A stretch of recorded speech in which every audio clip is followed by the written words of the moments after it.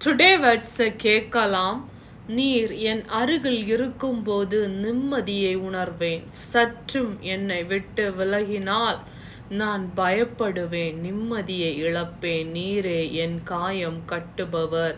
இந்த ஏழைக்கு அரண். என்னை நான் பாவம் செய்தும் மன்னித்து என்னை திருத்தி நல்வழியில் நடக்க உதவி செய்தும் என்னை உம் மார்பில் சாய்த்து நான் சமாதானமாய் என் அடிகள் பிசகாமல் கடக்க உறுதுணையாயிருக்கிறீர். நீரே என் கண்ணீரை துடைத்து என் மனதின் காயம் ஆற்றி தைரியம் தந்து என்னை தூக்கி சுமக்குகிறீர்.